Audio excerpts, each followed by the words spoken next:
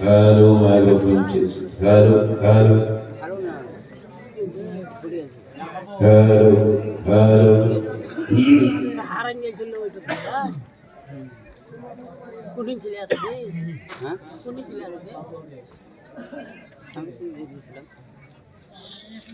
শ্রদ্ধেয় শ্রদ্ধাভাজক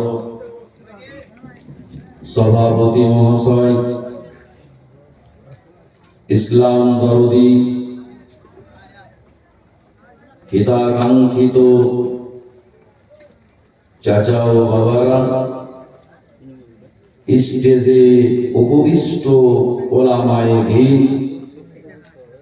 দূরবর্তী নিকটবর্তী মায়েরা ও বোনেরা, সকলের প্রতি আন্তরিক শুভেচ্ছা ও ভালোবাসা জানাই। আসসালামু আলাইকুম ওয়া রাহমাতুল্লাহি ওয়া বারাকাতুহু। একবার মুহাব্বতের সহিত দরুদ শরীফ পাঠ করুন। আল্লাহুম্মা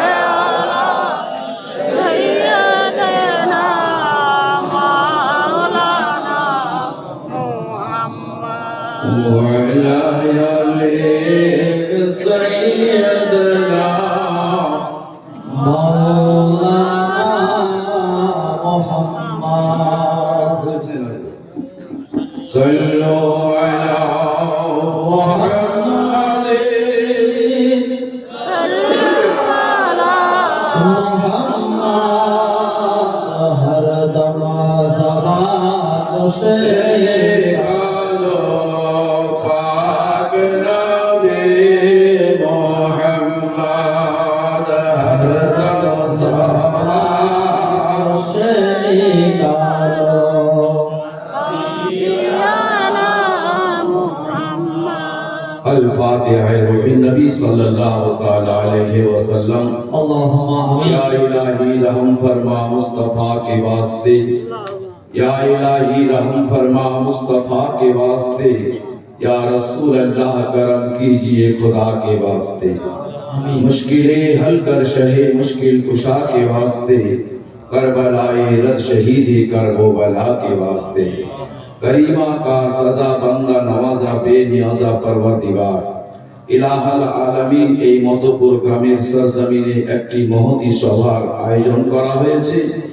এই সভাটিকে আল্লাহ তুমি সাফল্যমণ্ডিত করে নিও এবং তোমার বারগাহে ইলাহাতে কবুলিয়াতের দরজাতে কবুল করে নিও। আমিন রব্বুল আলামিন। এই মাহফিলে যিনারা এসেছেন বা আসছেন বা আসবেন, আল্লাহ তুমি সকলের মনোবাসনাকে পূর্ণ করিও। সকলের মনের উদ্দেশ্যকে তুমি কবুল করে নিও। সকলের আরাধনা উপাসনাকে আল্লাহ তুমি কবুল করে নিও। এই মাহফিলটাকে তুমি জান্নাতের বাগিচা রূপে কবুল করে নাও। ইয়া ইলাহাল আলামিন। মাওলাই করিম, আমরা গুনাহগার, সিয়াকার, বদকার, ইয়া আল্লাহ তুমি আমাদের সকলের আরাধনাকে কবুল করে নাও। আমিন রব্বুল আলামিন। আমি একজন গুনাহগার, খাসা সিয়াকার, বদকার। রব্বুল আলামিন, দু চারটি কথা বলার জন্য এই পবিত্র সভাতে উপস্থিত হয়েছি। মওলা তোমার প্যারা হাবিবের ওসিলাতে দু চারটি কথা বলার তৌফিক আমাকে দান করিও।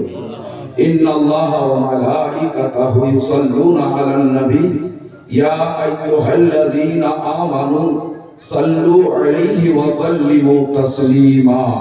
আল্লাহুম্মা সাল্লি আলা সাইয়্যিদিনা শাফিয়ানা মাওলানা মুহাম্মাদিন বারিক ওয়া সাল্লিম। সুবহানা রাব্বিকা রাব্বিল ইজ্জাতি আম্মা ইয়াসিফুন ওয়া সালামুন আলাল মুরসালিন ওয়ালহামদুলিল্লাহি রাব্বিল আলামিন। লা ইলাহা ইল্লাল্লাহ মুহাম্মাদুর রাসূলুল্লাহ সাল্লাল্লাহু। আমার মতেপুর গ্রামবাসীর কাছে আমার সবিনয় নিবেদন যে আপনারা এধার ওধার না বসে থেকে এই পবিত্র সভাতে উপস্থিত হয়ে যান। আর খাস করে আপনারা গ্রামবাসী, আপনারাই যদি মাহফিলে না আসেন, মাহফিলে না বসেন, তাহলে এটা কেমন দেখা দেয়। যাই হোক, এত খরচা করে এত বড় একটা সভা সাজিয়েছেন, এত সুন্দর প্যান্ডেল করেছেন, এত রকমের খাবারের আয়োজন করেছেন, দূর দূরান্ত থেকে মানুষেরা যিনারা এসেছেন তিনাদের কাছেও আমি অনুরোধ রাখবো যে আপনারা যদি অবশ্যই জলসা শুনতে এসেছেন তাহলে জলসার মাহফিলে এসে যান। আমি ইনশাআল্লাহ তাআলা 1 থেকে 1.5 ঘন্টা বক্তব্য রাখার পরেই আমার পরে আরো একজন সুবিখ্যাত বক্তা তিনি আছেন ইনশাআল্লাহ তাআলা আপনাদের মাঝখানে উনি আসবেন ইনশাআল্লাহ তাআলা 12টা থেকে 12:30টার ভিতরে এই সভা সমাপ্ত হয়ে যাবে। অতএব আপনারা নিজের মূল্যবান সময়টাকে নষ্ট না করে এখানে অতি শীঘ্রই চলে আসুন। এখন পুরো 9টা বেজে গেছে। যাই হোক, একবার আপনারা ইশক ও মহব্বতের সহিত আরো একবার ভক্তি ভরে দরুদ শরীফ পাঠ করুন। এখন তো মাহফিলের যা পরিস্থিতি, তো আমার তো মনে হয় যে আমি মতেপুরে অনেক বাড়িতে মিলাদ করেছি, তো এর থেকেই বেশি লোক হয়। সুবহানাল্লাহ। মতেপুরে আমি অনেক বাড়িতে মাহফিল করেছি, তো এর থেকে বেশি লোক হয়। তো এখানে এত টাকার প্যান্ডেল খরচা করে এত বড় জলসার আয়োজন করে দেখা যাচ্ছে যে এখনো 100 লোক পুজেনি, তাহলে এটা বিরাট একটা লজ্জার বিষয়। যাই হোক আমার ভাইরা, আমি আপনাদেরকে বারবার বলবো না, আপনারা যদি মনে করেন যে হ্যাঁ অবশ্যই আমাদেরকে মৃত্যুবরণ করতে হবে, তাহলে আপনারা কিছু নেকি উপার্জন করার জন্য এই মাহফিলে আসুন। একবার জোরে সোরে দরুদ পড়ুন। আল্লাহুম্মা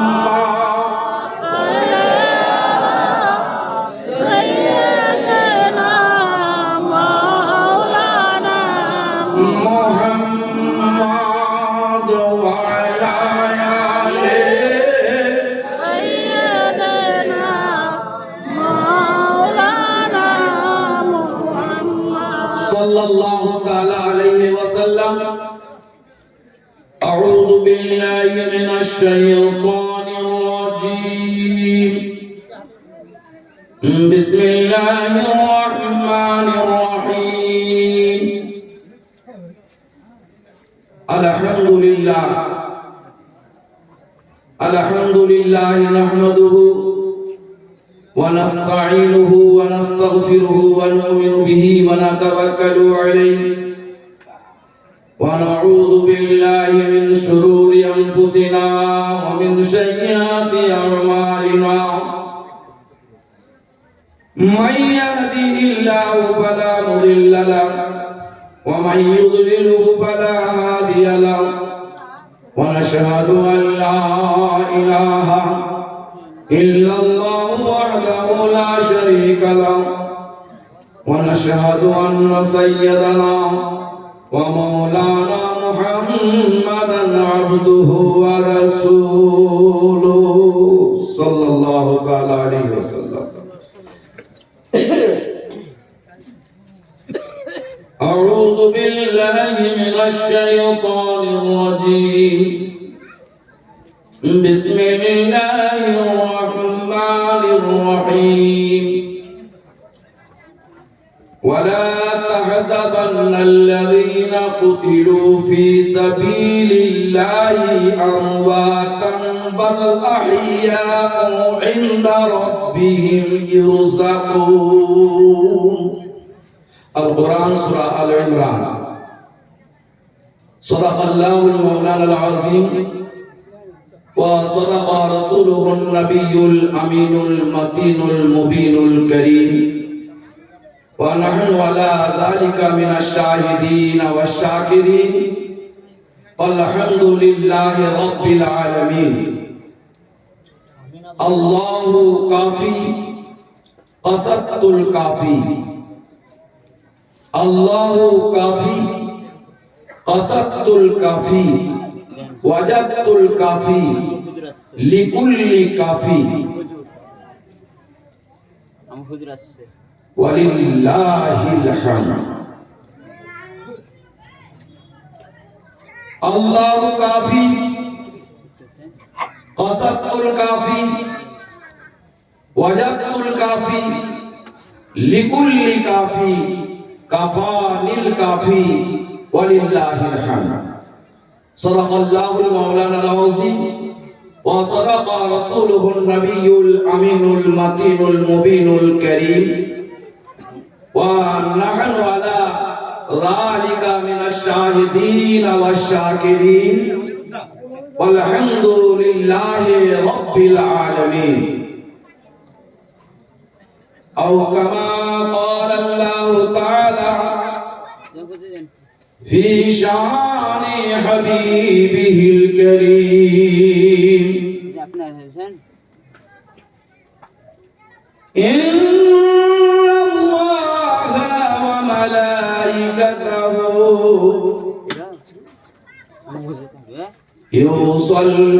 يصلون على النبي يا أيها الذين آمنوا صلوا عليه وسلموا تسليما اللهم ভাই মোহাম্মদের সহিত পড়ুন, একটু জোরে জোরে পড়ুন। মোহাম্মদ ওয়া আলা আলিহি সাইয়্যিদানা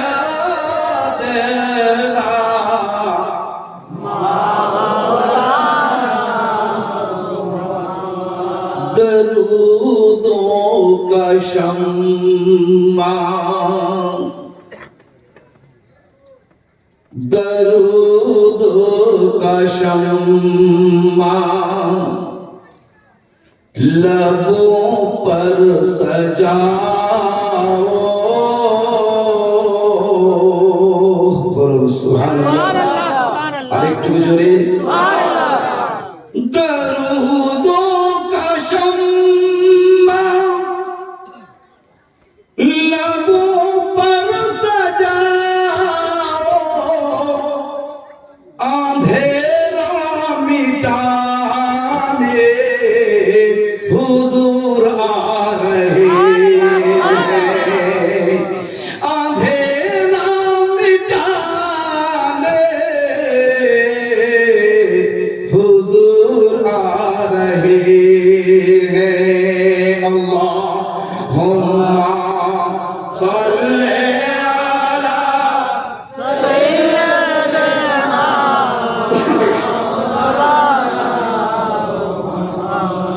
वा अला आलि सय्यिदना আমার ভাইরা আমার পূর্ববর্তী বক্তাগণরা বলছিলেন যে এই মাহফিলটা একটা জান্নাতের বাগান বলুন সুবহানাল্লাহ এটা বক্তাদের কথা নয় এটা নবী পাকের কথা বলুন সুবহানাল্লাহ দুনিয়াতে জান্নাত কেউ দেখেছেন বলুন না দুনিয়াতে কেউ জান্নাত দেখেননি আমার ভাই হাজী আলামিন সাহেব আছেন কি নাই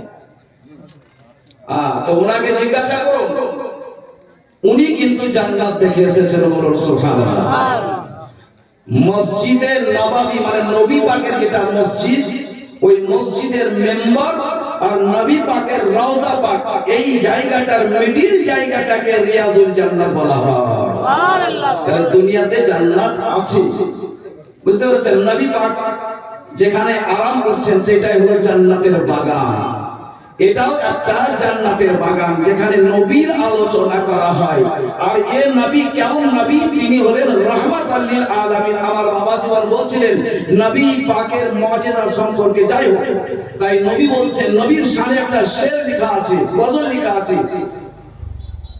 শায়ের লিখেছে ये दिन हाले আমিনার কোলে ওগো রহমত নেমেলো এতিম হালে মা আমিনার কোলে ওগো রহমত নেমে এলো নবী পাক যখন দুনিয়ার বুকে আসেন তখন ওনার পিতা হযরত আব্দুল্লাহ তিনি ইন্তেকাল করেছিলেন তিনি ইন্তেকাল করেছিলেন এতিম অবস্থায় মায়ের পেটে এসেছিলেন সেই নবী প্রস্তাব করে অশ্রু ঝরে, ওগো প্রস্তাব করে অশ্রু ঝরে, ওগো উম্মত বলে কাঁদিল, রহমত নেমে এলো এতিম হালে মা আমিনার কোলে, রহমত নেমে এলো। আপন পর সব মক্কা বাসী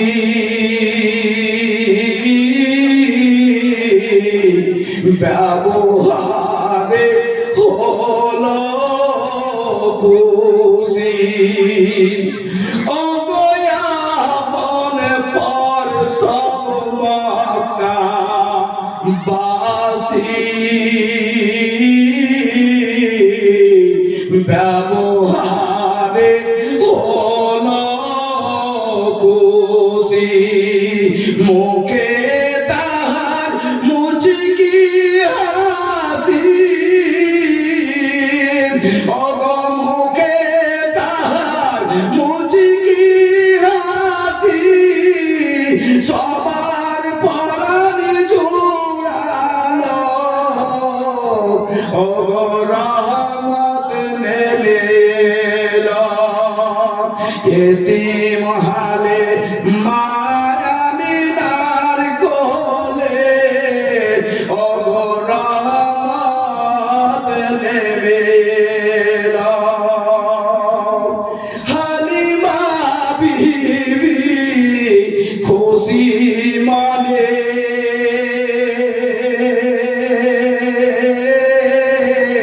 চুমা দিল পাগ বদনে, ওগো হালিমা বিবি খুশি মনে চুমা দিল পাগ বদনে, পরে নবীজির বুকে টেনে, পরে নবীজির বুকে টেনে, ওগো দুগ্ধ পান করানো, তাকবীর, আল্লাহু আকবার, নারে রিসালাত, ইয়া রাসূলুল্লাহ, ইয়া রাসূলুল্লাহ, নারে হায়দারি, রহমত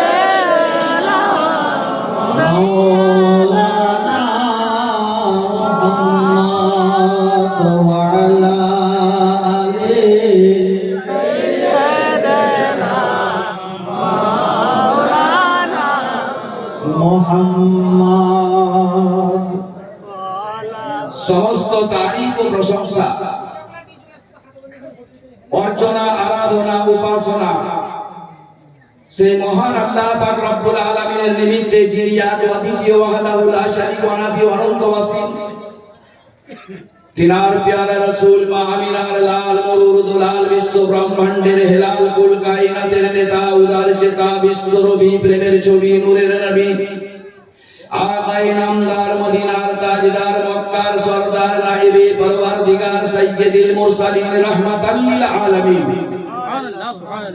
खातिमुन नबीय्यिन बेसहारों को सहारा लगाने वाले आका, बेकसों की कस बेबसों की बस, हम गरीबों की गमगुसार यतीमों की आका, बेवाओं की वफादार गरीबों की मलजा जनाबे हजरत अब्दुल्लाह कलिजार टुकड़ा अब्दुल मुत्तालिबेर श्रेष्ठ पोता মা আমিনার নয়নমণি মা খাদিজাতুল কুবরা রাদিয়াল্লাহু তাআলা আনহার জান, যাহার সম্মান করে অবিরাম জমিন হতে আসমান, এহানো প্যারা নবী আকায়ে নামদার মদিনার তাজদার, যিনি সাইয়্যিদুল মুরসালিন, যিনার নাম আসমানের কোরাই কোরাই, যিনার নাম জমিনের কোরাই কোরাই, যিনাকে সৃষ্টি করা না হলে কুল কায়নাতকে সৃষ্টি করা হইতো না, এহানো রাসূল যার নাম মুহাম্মদুর রাসূলুল্লাহ সাল্লাল্লাহু আলাইহি ওয়াসাল্লাম।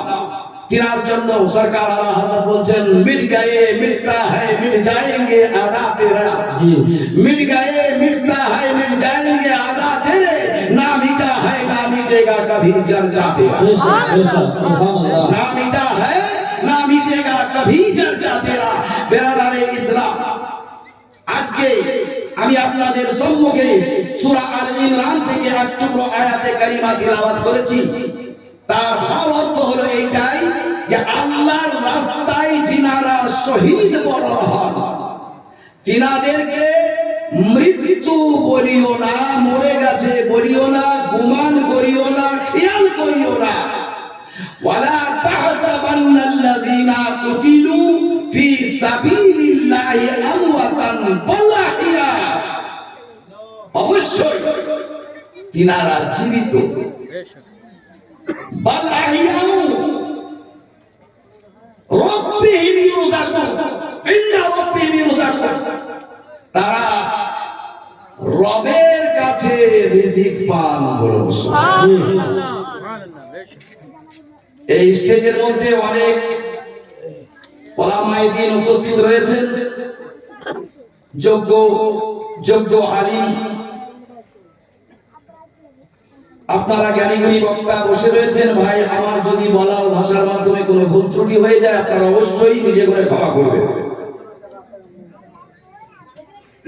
ভাইরা আমার, আজকে আমরা যে সভাতে উপস্থিত হয়েছি, কেন এই জলসাটা করার উদ্দেশ্যটা কি? এই জলসা করার উদ্দেশ্যটা কি? আগেকার জামানায় আমরা যখন বাচ্চা ছিলাম দেখতাম গ্রামে গ্রামে লোটার গান হতো, দেওয়ালের গান হতো, পঞ্চরস হতো, যাত্রা হতো, নাকি গো বাবাজি? তাই তো।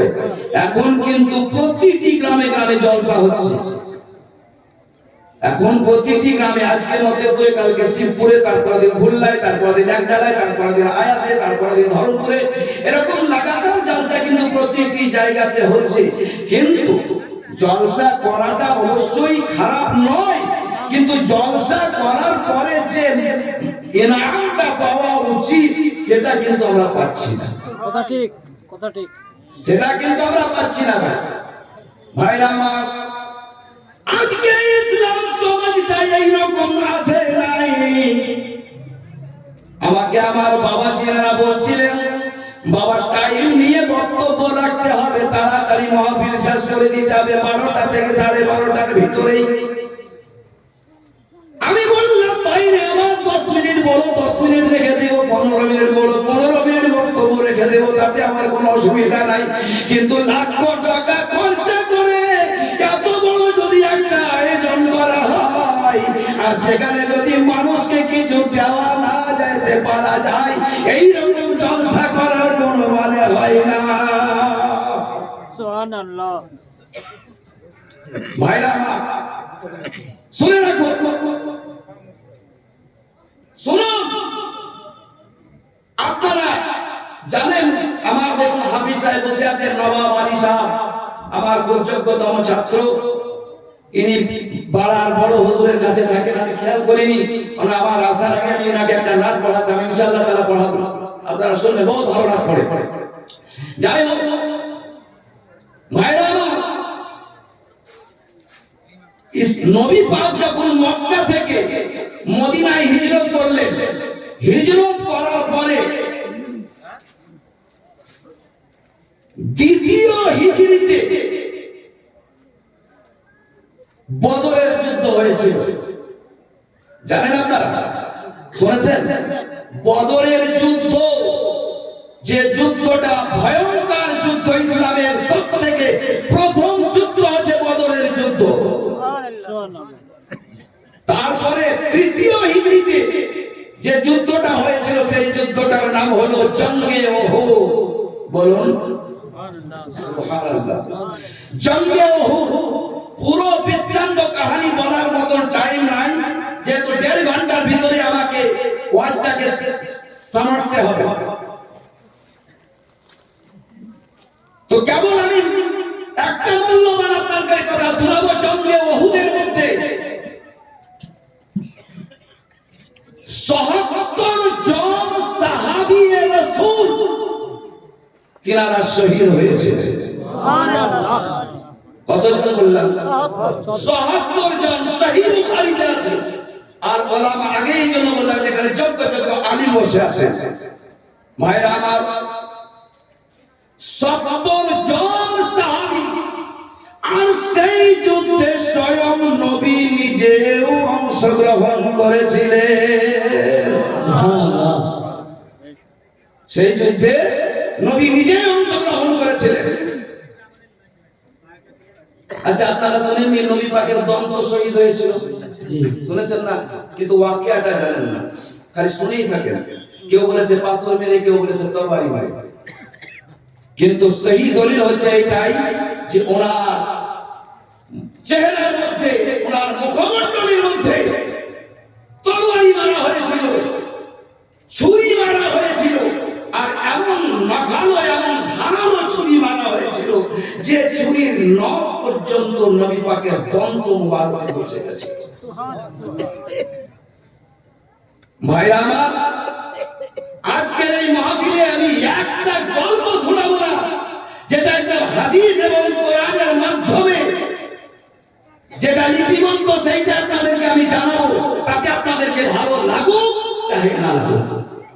কারণ ভাই, বানিয়ে কথা বলা অভ্যাস আমার নাই, আর এটা গুনাহ। তো উহুদের ময়দানে একজন কাফির, যার নাম ছিল আবার, নবী পাক মাথায় টুপি লাগিয়েছিলেন। আপনারা দেখেন বডি হেফাজত করার জন্য মিলিটারিরা লাগায়, সেই রকম যুদ্ধের ময়দানে যুদ্ধের সাহায্য সামান পরিধান করে আল্লাহর নবী তিনি ছিলেন। কিন্তু বদরের যুদ্ধে জয়লাভ করেছিল ইসলাম। উহুদের যুদ্ধটাও কিন্তু জয়লাভ করেছিল ইসলাম। সুবহানাল্লাহ। কিন্তু এখানে একটুকু অসুবিধা হয়েছিল। কি? যেমন ধরে নবী পাক বললেন যে তোমরা 50 জন সাহাবী এই পাহাড়ের উপরে থাকো, আমি যতক্ষণ না বলবো ততক্ষণ পর্যন্ত তোমরা নেমে আসিও না। কিন্তু যখন যুদ্ধ জয়লাভ হলো, কাফেরদেরকে তাড়িয়ে দেওয়া হলো, নবীর হুকুম পাওয়ার আগেই কিন্তু সাহাবীরা নেমে গেছিলেন। এখন এটা আমার মুখ দিয়ে তো আমি বলতে পারবো না যে ওনারা ভুল করেছিলেন, বুঝতেছেন কথাটা? যেহেতু সাহাবী রাসূল, কিন্তু ওনারা নেমে গেছিলেন। যখনই নেমে গেছিলেন, তখনই কিন্তু আবু সুফিয়ান, খালিদ বিন ওয়ালিদ, বুঝতে পেরেছেন? আবু সুফিয়ান, আমি এবার আপনাকে বলে দেই, ইয়াজিদের বাপের নাম হলো মুয়াবিয়া, আমিরে মুয়াবিয়া। সে তখন ঈমান আনে নাই। ইয়াজিদ আজও ঈমান আনেনি। আমিরে মুয়াবিয়া সাহাবী রাসূল ঈমান এনেছেন। বেশক, সুবহানাল্লাহ। আবু সুফিয়ান সেও ঈমানদার ছিল না। সে তখন কিন্তু উহুদের যুদ্ধে লড়াই করছে। আবু সুফিয়ানের স্ত্রী হিন্দা সেও ঈমান আনেনি, সেও কাফের ছিল, কিন্তু পরে ইনারা ঈমান এনেছে, মুসলমান হয়েছে। এবার এখানে আকীদার ব্যাপারে একটু আপনাকে বলে দেই। আচ্ছা বলে, আমার আলাউদ্দিন ভাই বসে আছেন, কালকে মদ খেত, ভাই কিছু মনে করেন না, এটা বুঝাবার জন্য বলছি। হ্যাঁ, কালকে ধরেন মদ খেত, কিন্তু আজকে যদি আলাউদ্দিন ভাই কোন আলেমের হাত দিয়ে হাত রেখে তওবা করলো, বলল ইয়া আল্লাহ আমি আজ থেকে তওবা করিতেছি, আমি আর মদ পান করব না, তো আপনি বলেন আলাউদ্দিনকে আপনি কাফের বলবেন না মুমিন বলবেন? বলুন। যখন তওবা করে নিল তখন তো তাকে মুমিনই বলতে হবে। ভাইরা আমার, আজকে কিছু বদ আকীদার মানুষেরা মানুষকে এইভাবেই গোমরাহ করছে। আমিরে মুআবিয়াকে সাহাবী বলা চলবে না, আবু সুফিয়ানকে সাহাবী বলা চলবে না, এরকম ভাবে গোমরাহ করে দেওয়া হয়। কিন্তু যুদ্ধটা কিন্তু ভয়ানক যুদ্ধ ছিল, বুঝতে পেরেছেন? যুদ্ধটা খুবই ভয়ানক যুদ্ধ ছিল। আবু সুফিয়ানের স্ত্রীর নাম ছিল হিন্দা। ওই যুদ্ধে যখন সাহাবীরা নেমে এলো, ওয়ালিদ বিন খালিদ বিন ওয়ালিদ যে আবু সুফিয়ানের পিতা ছিল, বুঝতে পারছেন কথাটা?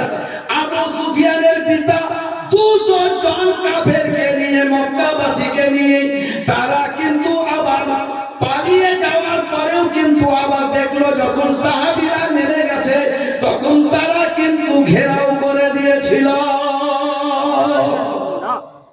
আর যখন ঘেরাও করে নিল তখন কিন্তু 10 জন সাহাবী সাইডে আছে, তারা কিন্তু গ্রেফতার হয়ে গেছিল, বুঝতে পেরেছেন? আর বাকি তারা চতুর্দিক থেকে, এদিক থেকে 200, ওদিক থেকে 300, এদিক থেকে 400, এইরকম ভাবে একটা যুদ্ধ হলে, একটা লড়াই হলে যা হয়, একটা লড়াই শুরু হলে তখন যা হয়, আমার ভাইরা, তো আল্লাহর নবীকে ওই কাফির আমার তরবারি মেরেছিল, বুঝতে পেরেছেন? আর ওই তরবারির আঘাতে আমার নবী পাকের দন্ত শহীদ হয়ে গেছিল। হযরতে আবু তালহা তিনি কিন্তু যখন দেখলেন নবীর দন্ত শহীদ হয়ে গেছে, নবীর দন্তে তীর ঢুকে গেছে, লোহার কাঁটা ঢুকে গেছে, তখন আবু তালহা চিন্তা করছেন কি করে নবী পাকের এই দন্ত মুবারক থেকে এই কাঁটা পার করা যাবে। বাবা হযরতে আবু তালহা, হযরতে যায়েদ, হযরতে আসিম বিন সাবিত তিনারা অত্যন্ত দুঃখিত, অত্যন্ত মর্মাহত, কি করব কোন রাস্তা পাচ্ছে না।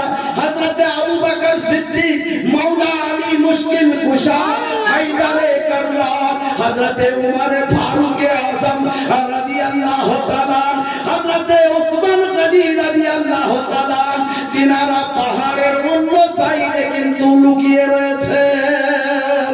সুবহানাল্লাহ। আর এদিকে কিন্তু হাঙ্গামা শুরু হয়ে গেছে। আবু বকর সিদ্দিক জানছেন না, উমর ফারুকও জানছেন না, কিন্তু তিনারা নবী পাকের হুকুম মোতাবেক তামিল করে দাঁড়িয়ে আছেন। আজ কয়েকদিন আগেকার কথা, আপনি যদি বলেন তো আমি এখনই আপনাকে সেটাকে পূর্ব প্রমাণও দেখাতে পারি। আমার শ্রদ্ধেয় মাওলানা সাহেব, বাবাজি আমার জামাই এবং আপনাদের আজকের জলসার সভাপতি সাহেব, তিনি আমাকে এটাকে পাঠিয়েছিলেন আমার কাছে, যার জন্য আমি এটাকে আপনার সামনে খাস করে তুলে ধরছি। যে ভাই পাঠা পীর সাহেবের ছেলে মাওলানা আনসার সাহেব তিনি বলছেন আবু বকর সিদ্দিক লাফিয়ে লাফিয়ে পালিয়ে গেছিল নবীকে ধোঁকা দিয়ে, উমর ফারুক লাফিয়ে লাফিয়ে পালিয়ে গেছিল, ওসমান গনি লাফিয়ে লাফিয়ে পালিয়ে গেছিল, কেবল মাওলা আলী ছিল। চিন্তা করতে পারেন ভাইরা আমার, এই রকম ধরনের গোমরাহি থেকে বাঁচুন, সঠিক দলিলটাকে চিনুন। হযরতে আবু বকর সিদ্দিকের প্রতি যদি আপনি ঈমান না রাখেন আপনি জান্নাতি হবেন না। ওমর ফারুকের উপরে যদি ঈমান না রাখেন জান্নাতি হবেন না। আমিরে মুআবিয়ার উপরে যদি ঈমান না রাখেন জান্নাতি হবেন না। ওসমান গনির প্রতি যদি ঈমান না রাখেন হবেন না, সুবহানাল্লাহ। কাফের হয়ে মারা যাবে। তো ভাইরা আমার, ওই যুদ্ধের ময়দানে হযরতে আবু তালহা রাদিয়াল্লাহু তাআলা তিনি নবী পাকের দন্ত মুবারক থেকে তীর বার করবেন, এত রক্ত বার হচ্ছে, এত রক্ত ঝরছে। চিন্তা করছেন আবু তালহা কি করে নবী পাকের এই ক্ষতটাকে দাঁত মুবারক থেকে তীর থেকে বার করা যায়। টুকরো টুকরো হয়ে তীর ঢুকে গেছিল, বুঝতে পারছেন, লম্বা লম্বা। হযরতে আবু তালহা করলেন কি, নিজের পবিত্র মুখ দিয়ে তিনি ওই তীরটাকে, কাঁটাগুলোকে মুখ দিয়ে নিজের দাঁত দিয়ে তিনি টেনে বার করতে লাগলেন। এত জোরসে উনি টানছেন যে এত বিষাক্তভাবে ওই কাঁটাগুলো ঢুকে গেছিল যে ওই কাঁটা পার করতে গিয়ে হযরতে আবু তালহা দুইটি দাঁত ভেঙে গেল। সুবহানাল্লাহ, সুবহানাল্লাহ। আরে নবী পাকের কেমন আঘাত হয়েছিল চিন্তা করুন। ভাইরা আমার, ওই যুদ্ধের ময়দানে নবী পাকের নিজের চাচা হযরতে আমিরে হামজা, নাম শুনেছেন না? হযরতে আমিরে হামজা, একদম নতুন কথা আপনারা শুনুন। হযরতে আমিরে হামজা রাদিয়াল্লাহু তাআলা নবী পাকের নিজের চাচা ছিলেন। নবী পাককে এত ভালোবাসতেন আপনাকে কি বলবো, যে আপনি চিন্তা করতে পারবেন না। একজন শায়ের লিখেছেন, যদি নবী পাকের উপরে কেউ, মানে তায়েফের লোকেরা আঘাত করত বা মক্কার লোকেরা আঘাত করত বা কেউ ঢেলা মারত, তো হযরতে আমিরে হামজা বরদাস্ত করতে পারতেন না। সুবহানাল্লাহ, সুবহানাল্লাহ। আমিরে হামজা বলতেন, ওনার জন্য শায়ের লিখেছেন, কোন পাসান রে মারিলি পাতো মোর না ভিজি খুন বয়ে যা বংশতা করিব ধ্বংস কহ ভাতি যা কহ রে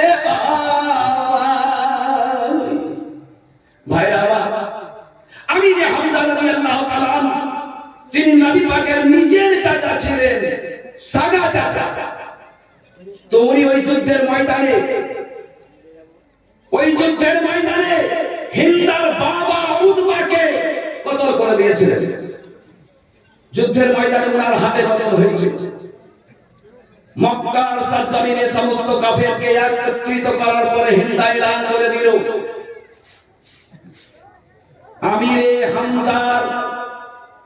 আমিরে হামজাকে যে কতল করিতে পারিবে তাকে আমি 100 মোট পুরস্কার করে দেব।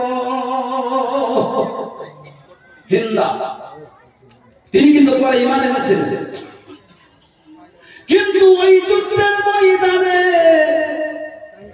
হযরতে আমিরে হামজা রাদিয়াল্লাহু তাআলা আনকে একজন কাফির কতল করেছিল, যার নাম ছিল বেহসি গোলাম। ওয়াও হেসিন ইয়া বেহসি গোলাম। হিন্দা তার সঙ্গে কন্টাক্ট করেছিল, পাহাড়ের আড়ালে থেকে হযরতে আমিরে হামজাকে এমন ভাবে তিনি তরবারি আঘাত করেছিলেন যে ওনার পেটে গিয়ে আঘাত করেছিল, আর সেই তরবারি নাভিতে ঢুকে এপার ওপার হয়ে গেছিল। যার জন্য হযরতে আমিরে হামজা দাঁড়িয়ে থাকতে পারেন নাই, তিনি কিন্তু ইন্তেকাল বরণ করেছিলেন। আমার ভাবারা, আমার ভাইরা, বেহেশি গোলাম, হাবশি দেশের গোলাম, তিনি হিন্দাকে বলে দিল, ও হিন্দা আমি আমির হামজাকে কতল করে দিয়েছি। নবী পাকের নিজের চাচা হযরত আমিরে হামজাকে যখন কতল করে দেওয়া হলো, তখন কিন্তু হিন্দা উহুদের ময়দানে প্রকাশ্য গিয়ে চলে গেল।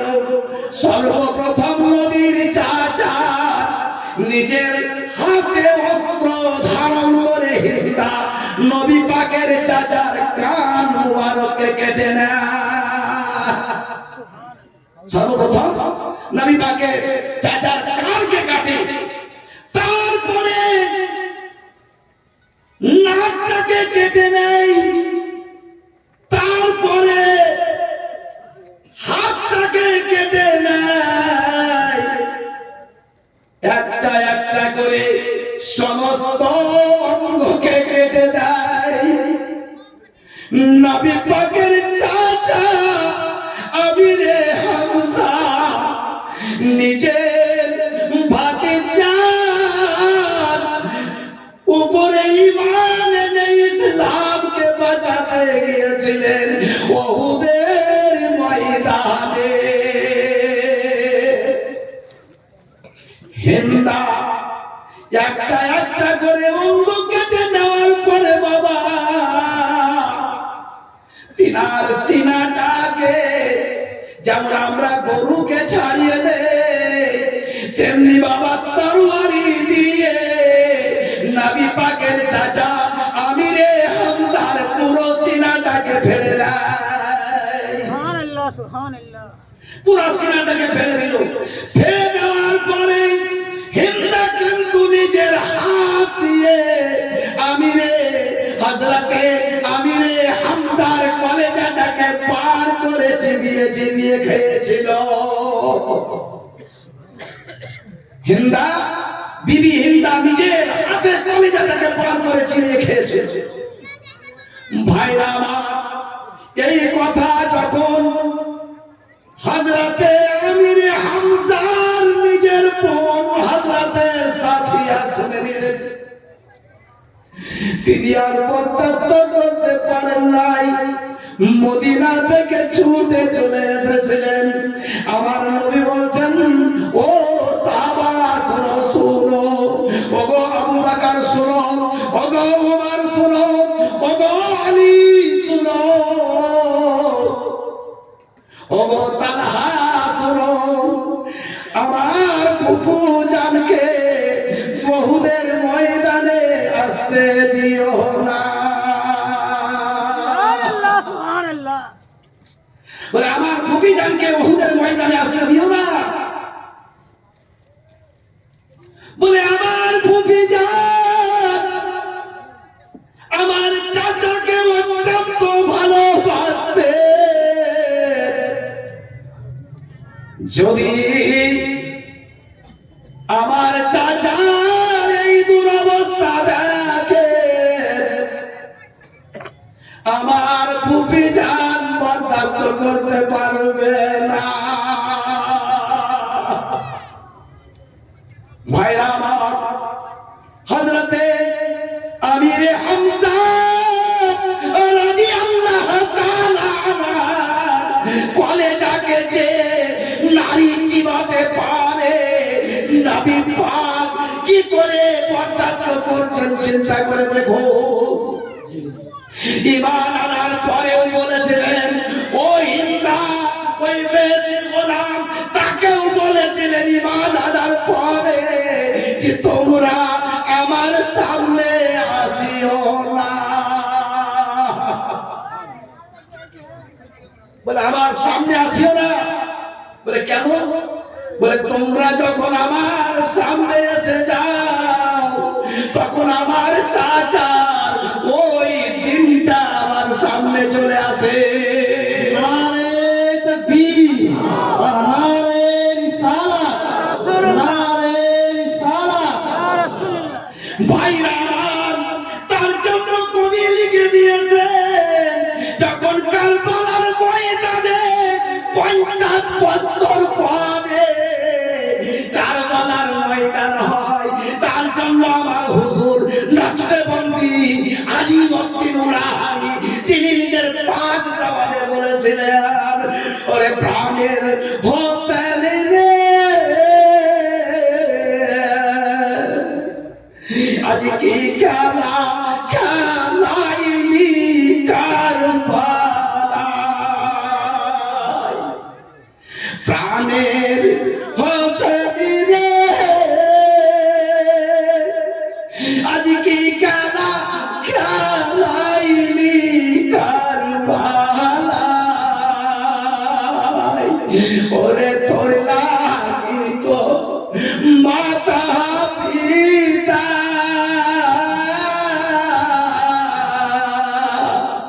ওরে তোর লাগিত মাতা পিতা, আজ কি যে উপায়, তো প্রাণের হোসেন রে, আজ কি খেলা খেলাইলি কারবালায়।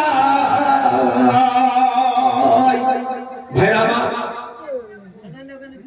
যুদ্ধের ময়দান থেকে যখন আমিরে হামজার কলেজাকে চিবিয়ে খেয়ে কাফেররা যখন আবার পুনরায় মক্কায় চলে আসে, তখন আমার নবী পাক ওই 70 জন সাহাবী ওই উহুদের ময়দানে তাদের কাফন দাফন করেন। সুবহানাল্লাহ। ওই অবস্থাতে তাদের জন্য বাবা কোনো নতুন কাপড় দেওয়া হয় নাই। তারা যে অবস্থাতে যে কাপড় পরিধান করেছিলেন বাবা, সেই কাপড়েই তাদেরকে দাফন করে দেওয়া হয়েছিল। আমার ভাইরা, এর জন্য শহীদদের কোন শহীদ হয়ে গেলে তাদেরকে আর কোনো গোসল দিতে হয় না, তাদের আর কোনো কাফনের দরকার হয় না। তারা আল্লাহর কাছে জীবিত হয়ে গেছে। আমার ভাইরা, যুদ্ধের ময়দানে চলে যাওয়ার পরে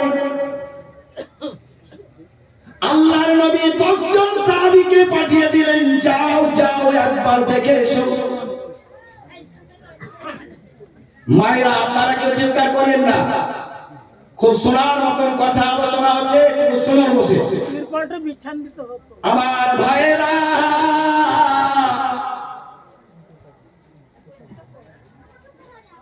ওই যুদ্ধের ময়দানে 70 জন কাফের কতল হয়ে গেছিলেন, আর কয়েকজন সাহাবী তারা গ্রেফতার হয়ে গেছিলেন। সুবহানাল্লাহ। কিন্তু বদরের যুদ্ধে যখন কাফেরদেরকে নবী পাক গ্রেফতার করেন, তখন কিন্তু কাউকে তো কতল করেননি, তাদেরকে ফিরিয়ে দিয়ে ছুড়ে দেওয়া হয়েছিল। কিন্তু এই কাফেররা, এই হিন্দা মাবিয়া আবু সুফিয়ান ওয়ালিদ বিন খালিদ বিন ওয়ালিদ, এরা কিন্তু কেউ নবী পাকের সাহাবীদেরকে ছেড়ে দেয় নাই বাবা, কেউ ছেড়ে দেয়নি। যাদেরকে গ্রেফতার করে নেওয়া হয়েছিল তাদের মধ্যে একজন সাহাবী ছিলেন, তার নাম ছিল খুবাইব। হযরত আসিম বিন সাবিত, হযরত যায়েদ, ইনারা সব গ্রেফতার হয়েছিলেন। তো একজন সাহাবী যার নাম ছিল হযরত খুবাইব, বেশ কিছু সময় পর্যন্ত তিনাকে কারাবন্দী করে রেখেছিল তারা।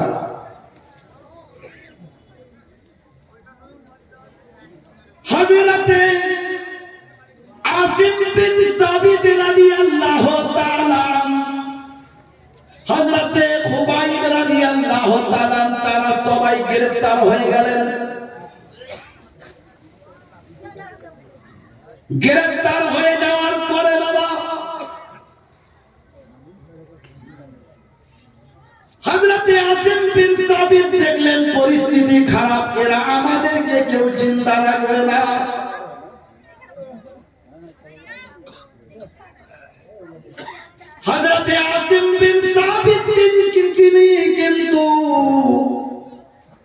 তিনাদের কাছ থেকে হাত মুচড়িয়ে তিনাদের কাছ থেকে আজাদ হয়ে গিয়ে পাহাড়ের চূড়ায় চেপে গেলেন আর তরবারি দিয়ে আবার যুদ্ধ শুরু করে দিলেন। কাফেরেরা বলতে লাগলো, আবু সুফিয়ানের দলের লোকেরা বলতে লাগলো, মক্কার লোকেরা বলতে লাগলো, ও আসিফ, তুমি যুদ্ধ করে পেরে উঠতে পারবে না। তুমি যদি একটাই কাজ করো, যদি তুমি মুহাম্মদুর রাসূলুল্লাহর দ্বীনকে ছেড়ে দাও, তাহলে আমরা তোমাকে ছেড়ে দেব। কিন্তু হযরতে আমির বিন সাবিত বলছেন, না, আমাকে যদি তোমরা টুকরো টুকরো করে দাও, তবুও কিন্তু আমি আমার নবীর দ্বীনকে ছেড়ে দেব না। আমার নবীর দ্বীনকে আমি ছেড়ে দেব না। হযরতে আসিম, হযরতে যায়েদ, হযরতে খুবাইব সবকে গ্রেফতার করে নেওয়ার পরে এক এক করে সবাইকে কিন্তু তারা ফাঁসি দিয়েছিল, সুলি দিয়েছিল। বাবা হযরতে খুবাইব রাদিয়াল্লাহু তাআলা কে সবার শেষে সুলি দেয়া হয়েছিল, সুলিতে চড়ানো হয়েছিল। হযরতে খুবাইব রাদিয়াল্লাহু তাআলা তিনি তাদের কারাগারে বন্দী অবস্থায় রয়েছেন। একজন মহিলা দেখছেন হযরতে খুবাইব কালকে তার ফাঁসি হবে, কালকে তাকে সুলিতে চড়ানো হবে, আর আঙ্গুরের ফল এখন কোথায় সে পাইল? বড় আনন্দের সহিত এক দানা করে আঙ্গুর খাইতেছে। সবাই চিন্তা করতে লাগলো কাফেরেরা, যে ব্যাপারটা কি, এখন তো আঙ্গুরের সময়ও নয়, কিন্তু এই আঙ্গুর ফল পেল কোথায়?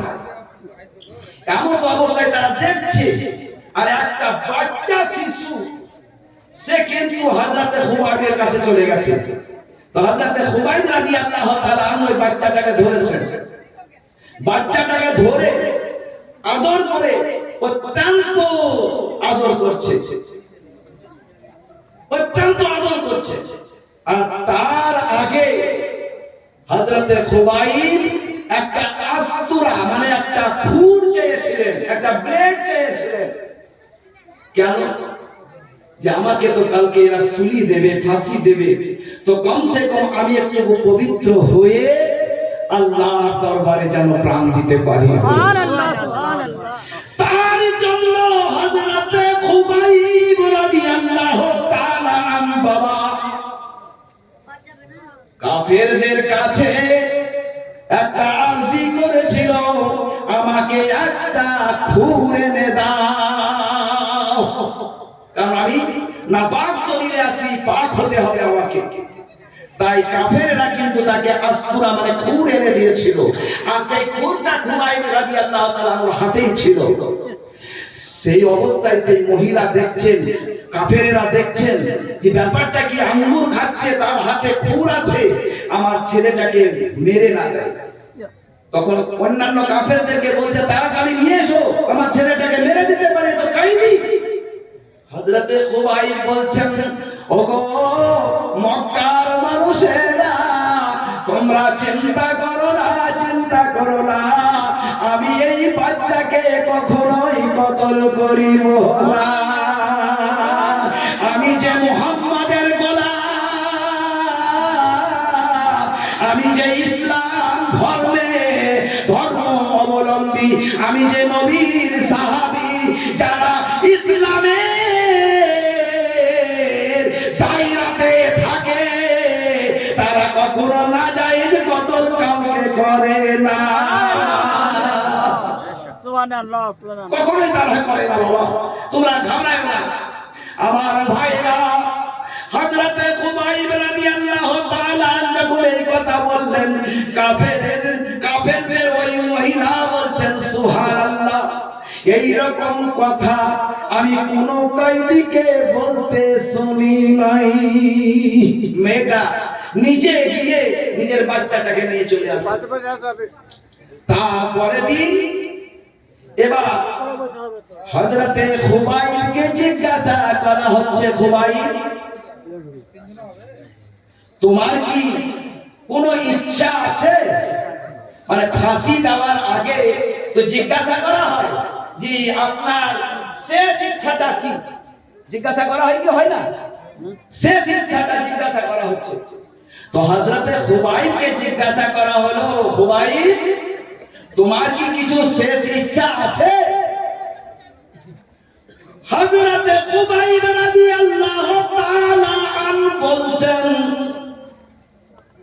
আমার শেষ ইচ্ছা হলো এইটাই, আমাকে 2 রাকাত নামাজ আদায় করতে দেওয়া হোক। সুবহানাল্লাহ সুবহানাল্লাহ। 2 রাকাত নামাজ বাবা। হযরতে খুবাইবকে জিজ্ঞাসা করা হচ্ছে, খুবাইব তোমাকে এতদিন থেকে কারাবন্দী করে রাখা হয়েছিল, তোমার কাছে আঙ্গুর ফল কোথা থেকে এলো বলো? হযরতে খুবাইব বলছেন, শুনো, আমার কোনো পয়সা ছিল না, আমাকে মক্কার কোন মানুষ আমাকে আঙ্গুর এনে দেয় নাই, আমাকে স্বয়ং আল্লাহর ফেরেশতা জান্নাত থেকে এনে দিয়েছে।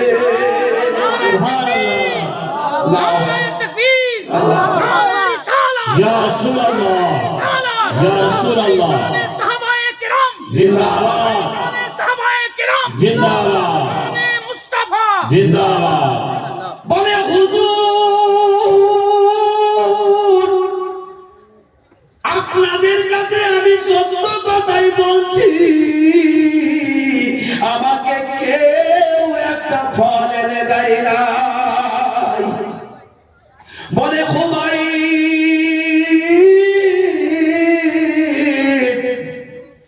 তুমি যদি বলো তো তোমাকে ছেড়ে দেওয়া হবে, কিন্তু তোমার জায়গায় মুহাম্মদকে আনতে হবে।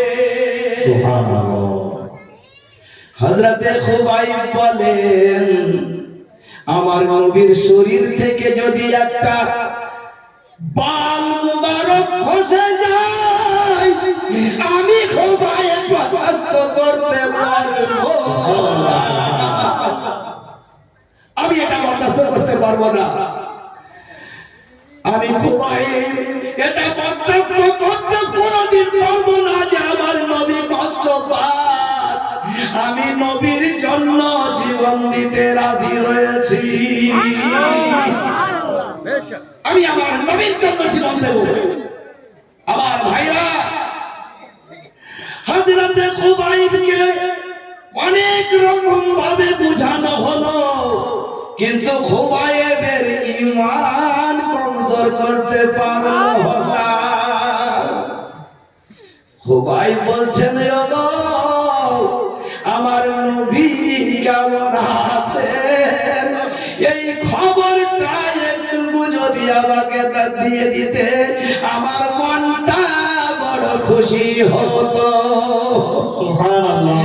দয়াল দয়াল দয়াল দয়াল দয়াল নবী বিনে প্রাণ বাঁচে না, একবার দেখাও না আমার দয়াল রাসূল বিনে প্রাণ বাঁচে না, একবার দেখাও না আমার দয়াল নবী বিনে প্রাণ বাঁচে না, একবার দেখাও না আমার দয়াল রাসূল বিনে প্রাণ বাঁচে না, একবার দেখাও না আমার। জোরে বলুন সুবহানাল্লাহ। ভাইরা আমার, হযরতে খুবাইবকে নিয়ে আসা হচ্ছে কোথায়? তাখতার উপরে, তারে তাখতা। এবার ওনাকে সুলিতে দেওয়া হবে। সুলিতে যখন দিচ্ছে তখন হযরতে খুবাইব বলছে মনে বড় আশা ছিল গো, একবার দেখিতাম নবীকে।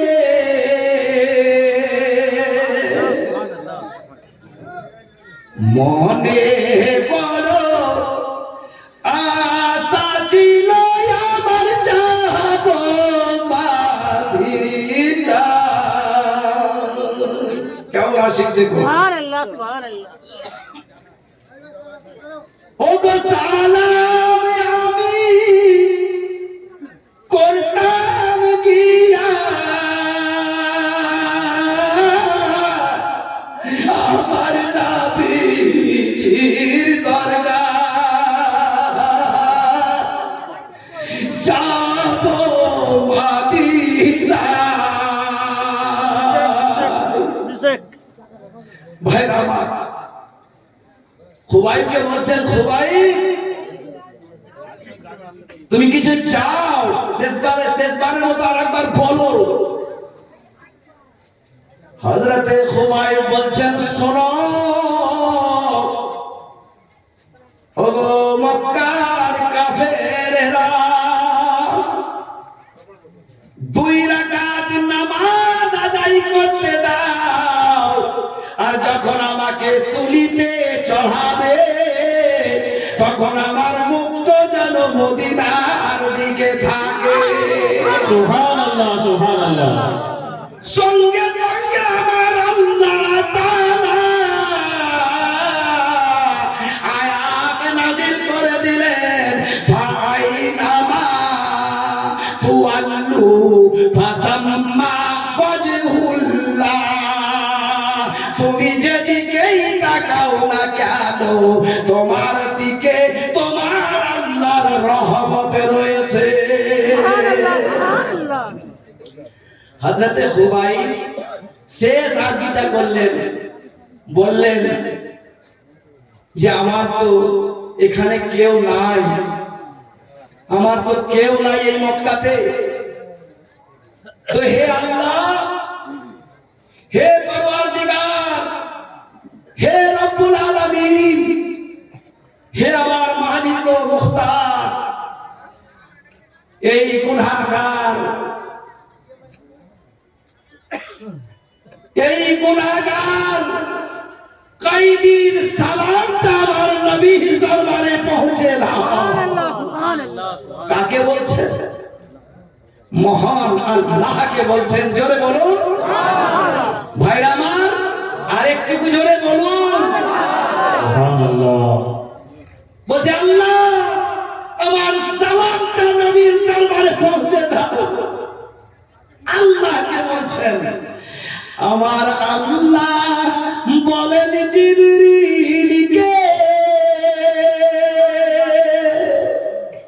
যাও গো জিবরিল নবীর কাছে।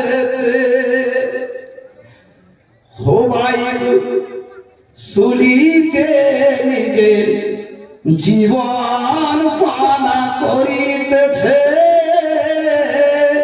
খুবাইবের সালামটা নবীর দরবারে পৌঁছে দাও। সুবহানাল্লাহ, সুবহানাল্লাহ। নবীর দরবারে পৌঁছে দাও। হযরতে খুবাইবের তরফ থেকে আল্লাহ তাআলা ফেরেশতা পাঠিয়ে দিলেন।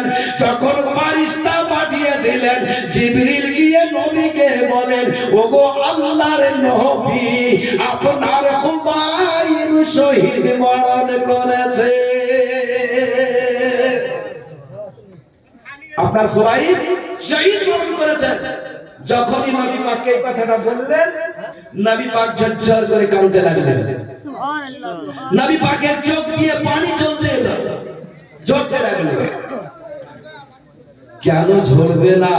যে নবী মায়ের পেটে জন্ম নিয়ে আপনার জন্য আমার জন্য কেঁদেছেন, তাই কবি বলেছিলেন, যেটাই আপনার সামনে আমি সর্বপ্রথম পড়েছিলাম। মা বোনদেরকে বলছি, স্টেজের পূর্ব সাইডে জায়গা আছে, আপনারা চলে আসুন। স্টেজের পূর্ব সাইডে মসজিদের পাশে পুরো ফাঁকা জায়গা পড়ে আছে। ইয়েতিম হালে মা আমিনার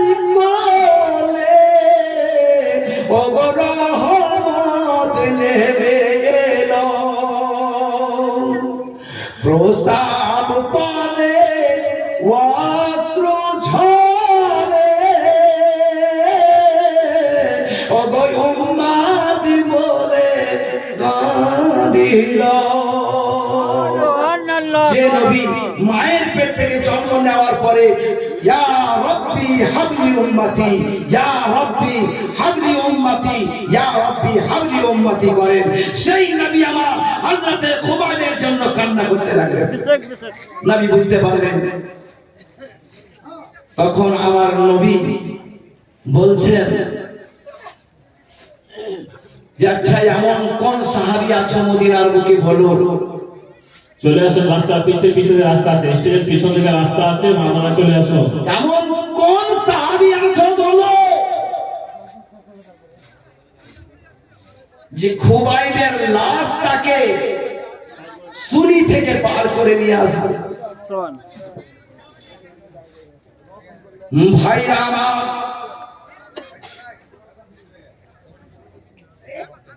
কয়েকজন সাহাবী বললেন হুজুর আমরা যাব।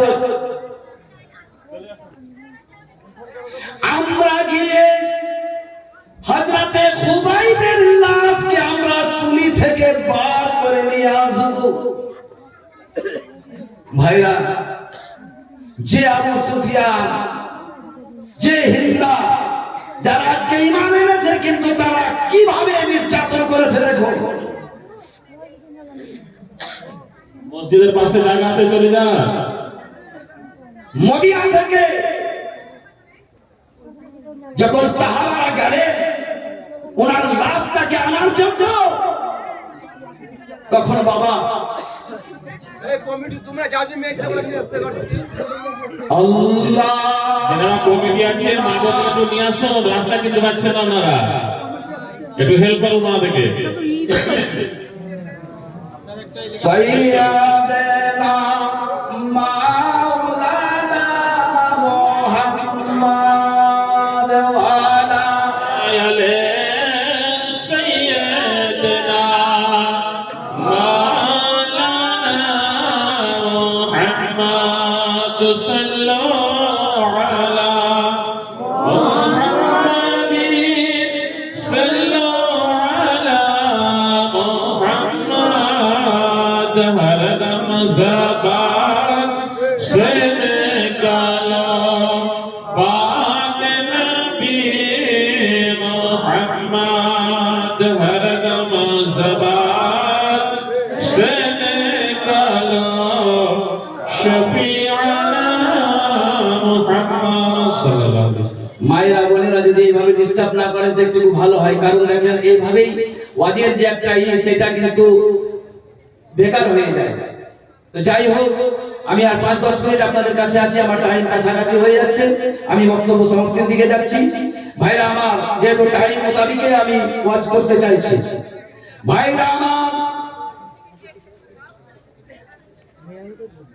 40 দিন পর্যন্ত সাহাবায়ে কেরাম অপেক্ষা করলেন কিভাবে খুবাইবের লাশকে সুলি থেকে পার করা যায়।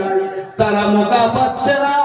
যখন 40 দিন হয়ে গেল বাবা, তখন হযরতে খুবাইব রাদিয়াল্লাহু তাআলা আনহুর লাশটাকে তারা সুলির কাঁটা থেকে বার করে নিল। কাফেররা বুঝতে পারেনি, কিন্তু ওনার লাশটাকে ওনারা বার করে নিয়েছিল। বার করে নেওয়ার পরে রাত্রি বেলাতে বার করে খুবাইবের লাশকে জমিনের মধ্যে রাখলেন।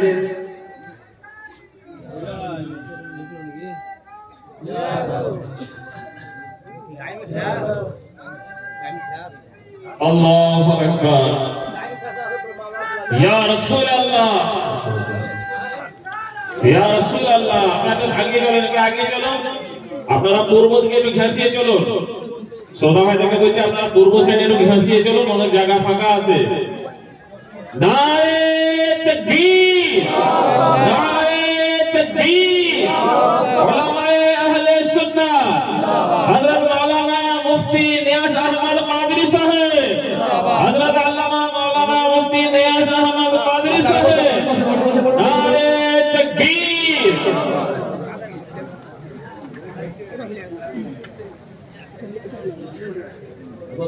বসুন বসুন সকলে বসে যান। যাই হোক, আমি ওয়াজটাকে গুছিয়ে দিচ্ছি ভাই। হ্যাঁ, আমি জানতাম যে এইটাই হবে, আধরা হবে, বুঝতে পেরেছেন? তো যাই হোক, হ্যাঁ, মানে আর কোনো উপায় নাই, টাইমের অবস্থা আছে। হ্যাঁ, এই জন্য আমি আগেই বলেছি যে ভাই আমি টাইম নিয়ে ইনশাআল্লাহ শেষ করে দিব।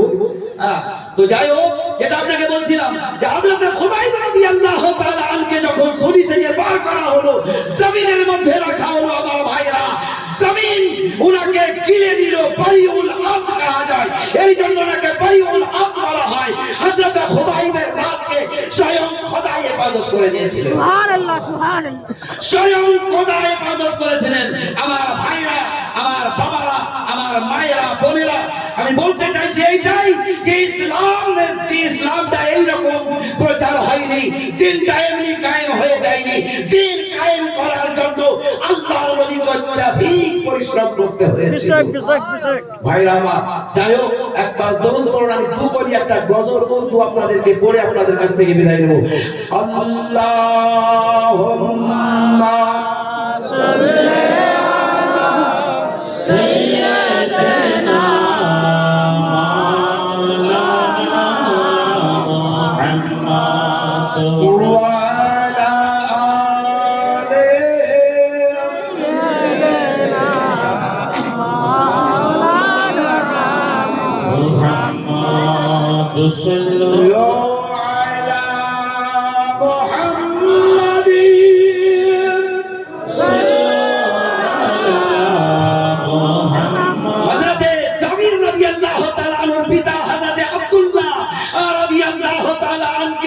উনার রূহকে স্বয়ং খোদা জিজ্ঞাসা করেছিল, হে আব্দুল্লাহ, আত্মা বলো তুমি কি চাও? তখন ওনার রূহ বলেছিল, শয়তানের রূহ কি বলেছিল? বলে, আল্লাহ, কিছু চাই না, তোমার জান্নাতে সব কিছু আছে, কিন্তু আরেকবার দুনিয়াতে যেতে চাই, আরেকবার দুনিয়াতে যেতে চাই, আর এই ইসলামের জন্য নিজেকে কুরবানি দিতে চাই।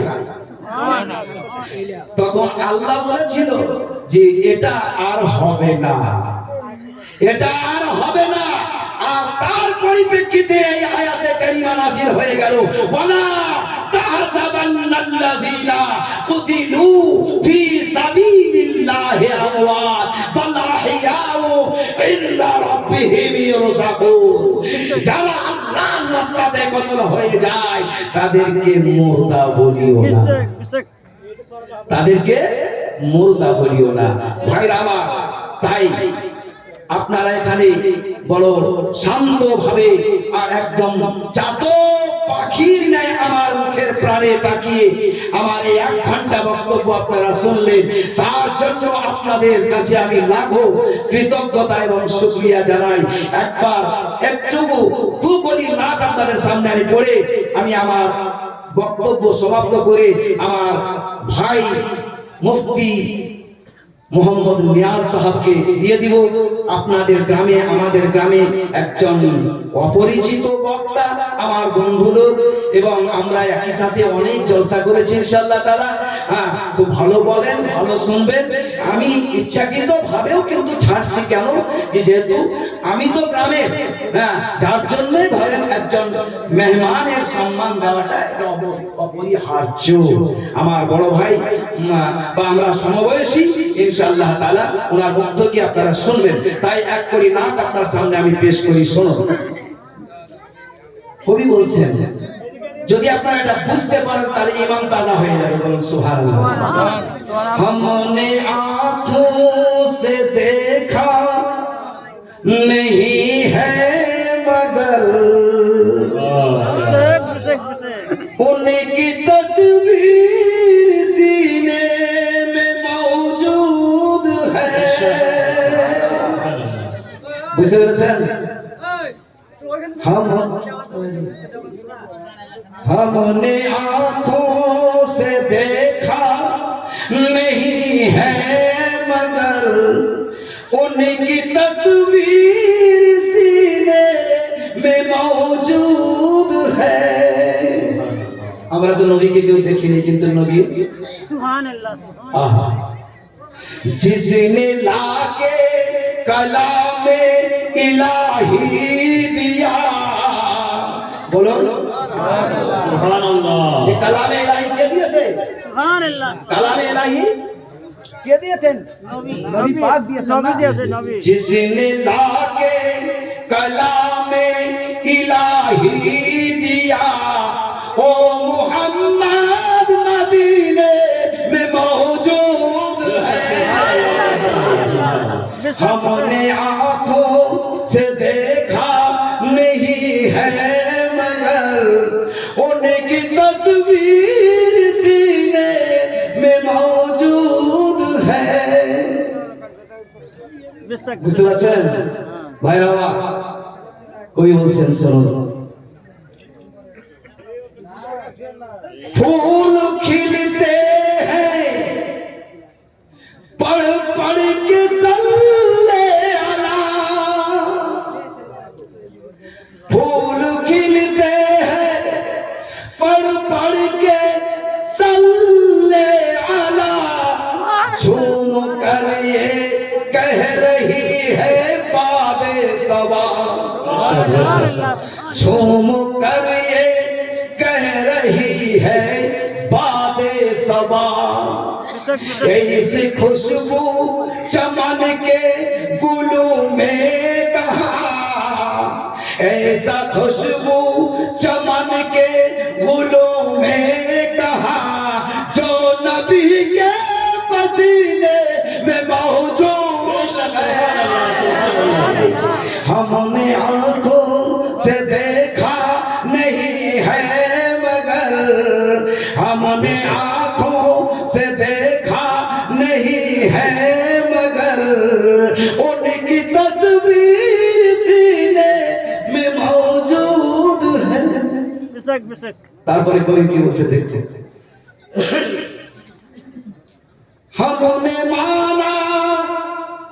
हमने माना कि जन्नत बहुत है हसी, हमने माना कि जन्नत बहुत है हसी, यूं के जन्नत में सब कुछ है मदीना नहीं।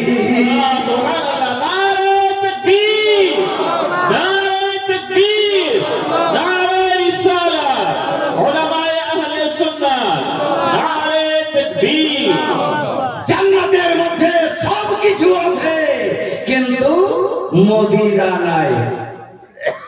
हमने माना कि जन्नत है बहुत हसीन, यूं के जन्नत में सब है मदीना नहीं, और मदीने में जन्नत मौजूद है। বিশ্বাস বিশ্বাস और मदीना में जन्नत मौजूद है। मेरे भाई अजीज दोस्तों, যাই হোক আমি আপনাদের আর মূল্যবান সময়টাকে নষ্ট করতে চাইছি না। আমার ভাইজান মুফতি সাহেবের মুখ থেকে আপনারা অনেক অনেক অমূল্য বাণী শুনবেন, শ্রবণ করবেন হাদিস ও কোরআনের ব্যাখ্যা থেকে। তাই আপনাদের কাছে আমি অনুরোধ রাখবো, আপনারা শোনার পথে একটু কাজে লাগার চেষ্টা করবেন। কারণটা হচ্ছে এইটাই ভাই, মওত অনিবার্য, মওত অনিবার্য। সকলে পড়ুন লা ইলাহা ইল্লাল্লাহ, লা ইলাহা ইল্লাল্লাহ, লা ইলাহা ইল্লাল্লাহ, মুহাম্মাদুর রাসূলুল্লাহ সাল্লাল্লাহু তাআলা আলাইহি ওয়াসাল্লাম। বলা ও ভাষার মাধ্যমে ভুল ত্রুটি আপনাদের কাছে ক্ষমা প্রার্থী। আসসালামু আলাইকুম ওয়া রাহমাতুল্লাহি ওয়া বারাকাতুহু। এবার আমি মাওলানা মুফতি নিয়াজ আহমদের ওঠার আগে আমার সেনাসিস মোহাম্মদ নবাব সাহেবকে একটু উঠিয়ে দিয়ে একটা নাম করার জন্য ভাই